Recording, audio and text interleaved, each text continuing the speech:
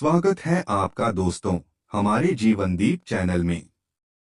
आज हम जानेंगे कि 7 सितंबर 2025 को पूरे साल का सबसे भयंकर चंद्र ग्रहण हमें क्या संकेत देता है और इस दिन हमें क्या करना चाहिए। क्यों करा जाता है पूर्णिमा का व्रत? पूर्णिमा का व्रत करने का कारण क्या है बताइए। आप इतने सालों से कर रही हो, कई माताएं कर रही होंगी पूर्णिमा का व्रत। एक समय फलार करती है, एक समय भोजन करती हैं। भोजन में खीर का होना जरूरी होता है।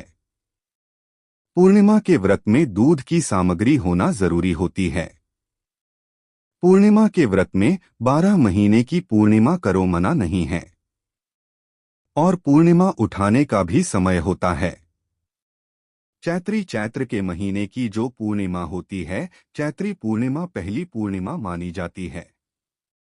इसलिए चैत्री पूर्णिमा को सिद्ध पूर्णिमा कहते हैं, कार्य सिद्धि पूर्णिमा कहते हैं, सिद्ध करने वाले मनोरथी पूर्णिमा कहते हैं।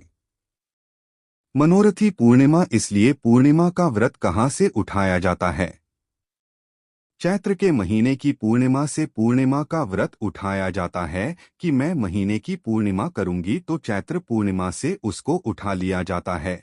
पर उसका एक नियम रहता है, आप फलार करें अपनी जगह पर है, पर एक समय भोजन कर रहे हैं वो अपनी जगह पर भोजन के साथ में मीठे के साथ थोड़ा दूध की सामग्री होना जरूरी होती है। और क्यों करते हैं पूर्णिमा का व्रत, किस लिए किया जाता है, क्यों करा जाता है, उसका व्याख्यान वर्णन शिव महापुराण के अंतर्गत स्कंद पुराण में लिखा गया। स्कंद पुराण में वर्णन किया है श्री वेदव्यास जी महाराज ने। कहा यह पूर्णिमा का व्रत इसलिए किया जाता है कि व्यक्ति का जब मन गलत भ्रम में जाने लगता है, मन जब गलत जगह पर जाने लगता है तो यह मन को गलत जगह पर ले जाने वाला कौन होता है? तो कहा ये चंद्र होता है। व्यक्ति की राशि के अंतर्गत, व्यक्ति की पत्रिका के अंतर्गत, व्यक्ति की ग्रह दशा के अंतर्गत जब चंद्र बेकार चलता है वो व्यक्ति अच्छा करते करते भी बेकार करने लग जाता है। चंद्र डोल रहा है। कई माताएं कहती है, गुरुजी हमारे बेटे को आशीर्वाद दीजिए, बहुत गलत संगत में जा रहा है। मतलब समझ जाना कि चंद्र गड़बड़ जा रहा है। बेटी अगर गलत मार्ग पर जा रही है, बेटी अगर गलत संगत में जा रही है, किसी अन्य व्यक्ति की ओर आकर्षित हो, चंद्र गड़बड़ हो रहा है, उसका चंद्र कहीं जा रहा है। कोई पुरुष, कोई लड़का कोई गलत मार्ग पर जा रहा है, चंद्र गड़बड़ हो रहा है। संगीत, घर में जो क्लेश उत्पन्न होता है, घर में जो विवाद उत्पन्न होता है, उस विवाद को रोकाने के लिए केवल चंद्र की ही इसलिए तो पूर्णिमा घर की नारियां हमारे हिंदू धर्म में यहाँ तक स्कंद पुराण में कह दिया कि प्रत्येक पुण्य आप लोग कभी कभी आप लोगों ने सत्यनारायण जी की कथा करवाई है। जितने लोग आस्था चैनल पर कथा सुन रहे हैं, जितने लोग फेसबुक यूट्यूब पर कथा सुन रहे हैं, यूट्यूब पर कथा का श्रवण कर रहे हैं, उन्होंने कभी सत्यनारायण की कथा करवाई होगी तो उसमें लिखा है, हर कार्तिक, हर पूर्णिमा को, हर संक्रांति को ब्राह्मण सत्यनारायण भगवान की कथा या राजाया वैश्य कथा को कराता था या बनिया कथा कराता। सुनी की नहीं सुनी बात सत्यनारायण भगवान की कथा में लिखा है। स्कंद पुराण के अंतर्गत जो सत्यनारायण भगवान की कथा का स्मरण किया उसमें लिखा है, प्रत्येक संक्रांति पूर्णिमा को सत्यनारायण की कथा करवाने लगा और यह योनि को प्राप्त हुआ, इस योनि से छूटा, इस योनि में गया। लिखा है, सब कुछ लिखा है। अब उतने से समझ जाओ कि पूर्णिमा को सत्यनारायण की कथा करने का बोला है। पूर्णिमा को सत्यनारायण की कथा का क्यों बोला? वैसे तो रोज कराओ सत्यनारायण जी की कथा, प्रतिदिन करा मना नहीं है। स्वागत है आपके कोई विशेष फंक्शन है जीवनदीप चैनल में, आप सारा जी आज की हम जानेंगे कि 7 सितंबर 2025 को पूरे साल का सबसे भयंकर चंद्र ग्रहण हमें क्या संकेत देता है, क्योंकि पूर्णिमा हमें क्या करना चाहिए। भगवान का व्रत रख लेगी, पूर्णिमा के दिन अगर ये खीर का प्रसाद बना लेगी थोड़ा सा दूध की कोई सामग्री बना लेगी और भगवान को भोग लगा देगी। भले सत्यनारायण भगवान सत्य जी के निमित्तार्थ बनाए, और अगर इसने सत्यनारायण भगवान के निमित्त से बना पर पूर्णिमा के दिन अगर ये व्रत रखेगी, उपवास रखेगी या कोई सामग्री बनाकर भगवान की पूजन कर लेगी तो इसके घर में जो अशांति है वो शांति में बदल जाएगी। इसलिए कई घरों में आज भी सत्यनारायण भगवान की पूजन हर पूर्णिमा को करती है। माताएं किताब लेकर बैठ जाती हैं। तुरंत तुरंत उन्हें ऑफिस जाना है, कहीं काम पे जाना है, और तुरंत तुरंत उसने जल्दी जल्दी कलश रखा। कलश नहीं भी रखे तो भगवान के पूजन करके ब्राह्मण देवता को बुला लेगी। ब्राह्मण नहीं आएंगे तो खुद कर लेगी, पर करती जरूर है। इतना सा आटा सेक लेगी, पंजेरी बनाई, सिरा बनाई, मिठाई रख दो, कुछ भी करेगी, परसोत की कथा कर लेगी। उसका मन लग गया उसमें, मतलब पूर्णिमा को करना है। उसको करने से क्या होता है? शांति रहती है, शीतलता रहती है। जिसके घर में हर महीने की पूर्णिमा को खीर बनती हो, ध्यान दीजिएगा, बहुत सुंदर संवाद चल रहा है, बहुत ध्यान देने वाली बात है। प्रत्येक महीने की पूर्णिमा को जिसके घर में दूध की सामग्री बनती हो, दूध की सामग्री तैयार होती हो, खीर प्रसाद तैयार होता हो, उसके घर में कभी क्लेश नहीं हो सकता। चाहे सास बहू एक दूसरे के सामने वो कहे ना, वो सांप और नेवले की लड़ाई क्यों ना हो, फिर भी शांति हो जाती है। पर प्रत्येक महीने की पूर्णिमा होना चाहिए। ये नहीं कि तुमने एक महीने की पूर्णिमा पे बना लिया और दूसरे महीने की पूर्णिमा को गायब कर दिया। फिर किसी ने कह दिया आज चूरमा तो बन रहा है, दाल भाटी तो बन रही है चूरमे के साथ में, लड्डू बन रहा है तो काहे को खीर बना रही हो?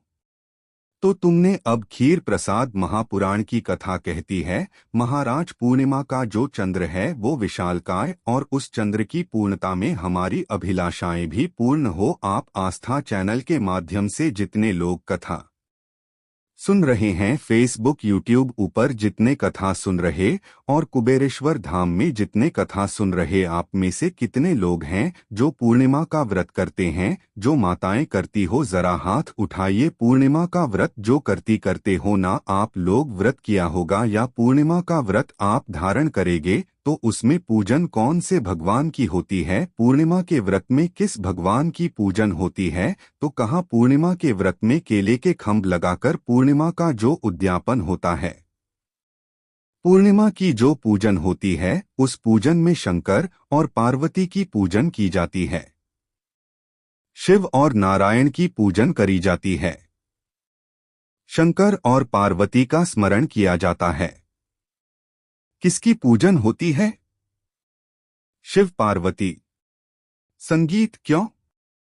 शंकर और पार्वती का पूजन क्यों करा जाता है पूर्णिमा के व्रत में? क्योंकि शिव और माता पार्वती ही केवल एक ऐसे हैं जिन्होंने अपूर्ण लक्ष्मी को भी पूर्ण बना दिया था। किसको पूर्ण बनाया है? लक्ष्मी। शरद पूर्णिमा के दिन अगर आप शंकर भगवान को एक लोटा पानी अगर शिव को समर्पित कर रहे हो, श्वेत पुष्प को रखकर शंकर जी के ऊपर सफेद फूल को चढ़ाकर अगर एक लोटा जल भी, एक एक पात्र जल भी शंकर को समर्पित कर रहे हो, तो यह लक्ष्मी के लिए ही तो कर रहे हो। और कौन सी लक्ष्मी? पूर्ण लक्ष्मी। पूर्ण लक्ष्मी आपको पहले भी कथा में कहा, एक बार भगवान विष्णु के सामने लक्ष्मी मैया ने 7 सितंबर 2025 था, नारायण दुनिया के लोग आपका नाम चंद्र ग्रहण हमें क्या संकेत देता है? दुनिया के लोग नारायण नारायण कहते हैं, दुनिया के लोग आपका भजन करते हैं, पर सत्य मायने में कहूँ ना तो मेरे बिना दुनिया के लोगों की नहीं चल सकती, मेरे बिना दुनिया नहीं चल सकती, संसार मेरे बिना नहीं चल सकता। भगवान विष्णु ने कहा ये तो गलत है लक्ष्मी आपका कहना। एक दिन लक्ष्मी को अहंकार आ गया।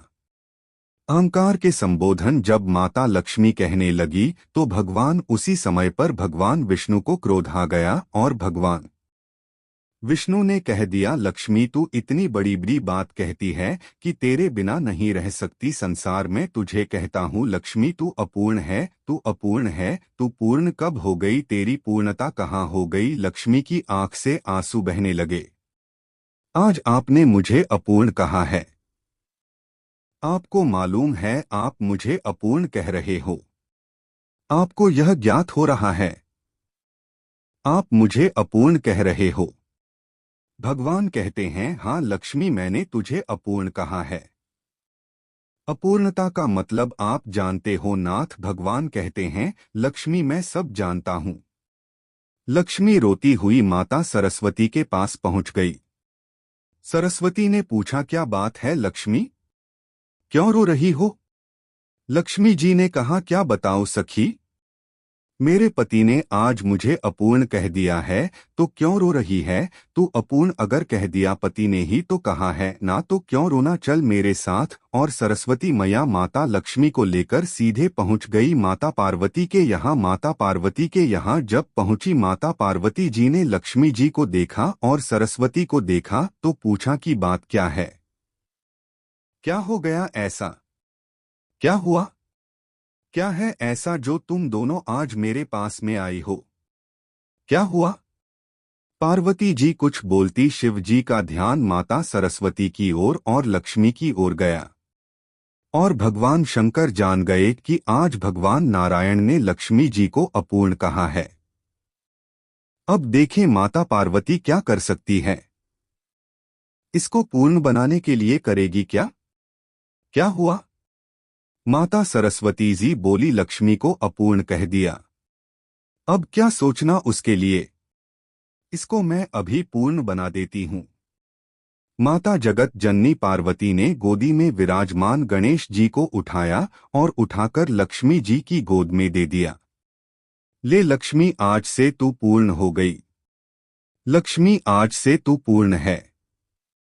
गोदी में जब तक संतान नहीं है तो नारी को लोग अपूर्ण समझते हैं, पर माता पार्वती जी ने संपूर्ण ब्रह्मांड में एक सिद्धता प्रदान कर दी कि अपने गोदी के लाल को, अपने गोदी के पुत्र को माता ने लक्ष्मी की गोद में देकर लक्ष्मी को पूर्ण बना दिया। वो दिन कौन सा था? यही शरद पूर्णिमा का दिन था। कौन सा दिन? आवाज पकड़ लो, यही शरद पूर्णिमा का दिन था। शरद पूर्णिमा का दिन लक्ष्मी को पूर्ण करने का दिन। पूर्ण करने केवल अमृत ही नहीं बरसता, शरद पूर्णिमा के दिन लक्ष्मी भी बरसती है। लक्ष्मी पूर्णिमा के कितने व्रत होते हैं? जल्दी जल्दी बोलो। पूर्णिमा के नारियों को, स्त्रियों को अखंड सौभाग्य के लिए जो नारी वैधव्य नहीं होना चाहती है, उस नारी को पूर्णिमा के कितने व्रत करना चाहिए? जिस नारी के यहाँ संतान नहीं हो, औलाद नहीं हो, उसको पूर्णिमा के नारियों को, स्त्रियों को अखंड सौभाग्य के लिए जो नारी वैधव्य नहीं होना चाहती है, उस नारी को पूर्णिमा के कितने व्रत करना चाहिए? जिस नारी के यहाँ संतान नहीं हो, औलाद नहीं हो, उसको पूर्णिमा के कितने व्रत करना चाहिए? जिस नारी का पुत्र, पति बहुत बीमारी से ग्रसित हो, लग रहा हो कि यह मेरा बेटा बहुत बड़ी बीमारी में घिरा हुआ है, आज हम जानेंगे कि 7 सितंबर 2025 को पूरे साल का कृष्ण ने माता यशोदा को द्वापर में भी बताया है कि और इस दिन हमें क्या करना चाहिए। कितने व्रत होते हैं? 32 स्वयं भगवान कृष्ण यशोदा रानी को माता यशोदा जी को भी बता रहे हैं। 32 अब आपको किसी ने बता दिया होगा कि 8 कर लो, 7 कर लो, 6 कर लो, 12 कर लो, इसलिए आपने बोला कि 12 कर लीजिए, 32 कर लीजिए। अरे यहाँ तो द्वापर की कथा भी कहती है। यशोदा जी ने एक बार भगवान कृष्ण को रोककर कह दिया, ए कन्हैया रुको। कन्हैया बोले, बोलो माँ क्या बात है? कन्हैया जरा रुकिए, इधर आओ जरा। भगवान कृष्ण आए। हाँ माँ बोलिए, किस जगह का प्रसंग है ये? जिस समय पर राधा रानी कुरुक्षेत्र में नंद बाबा और यशोदा जी को लेकर कुरुक्षेत्र के कुंड में ब्रह्मा सरोवर में स्नान कराने के लिए लेकर जाती है।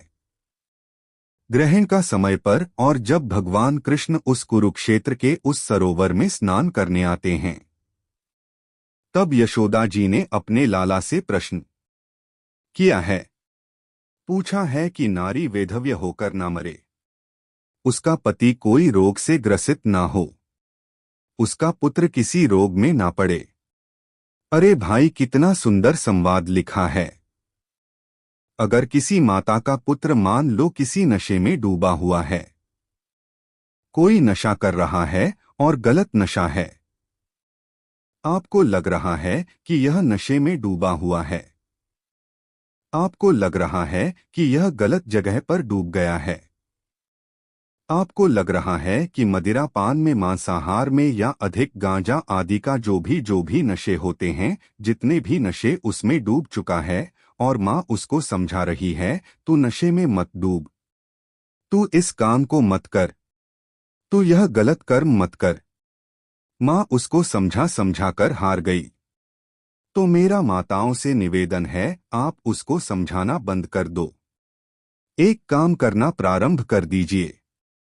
हमें जो शिव महापुराण के माध्यम से शास्त्र कह रहा है कि आप 32 पूर्णिमा के व्रत प्रारंभ कर दो, उसमें करना क्या है आपको?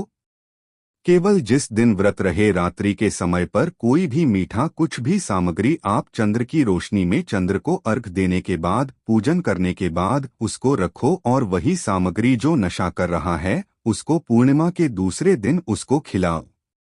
आप धीरे धीरे खिलाना चालू करेंगे। जिस नशे में वो डूबा हुआ है उस नशे से वो छूटना प्रारंभ हो जाएगा। 2 पूर्णिमा व्रत करके तो देखो, तीसरे में तुम्हें जरूरत ही नहीं पड़ेगी। धीरे धीरे आप रूप वो छूटना प्रारंभ हो जाएगा। स्वयं भगवान कह रहे हैं, यशोदा मैया ने कन्हैया को रोक लिया।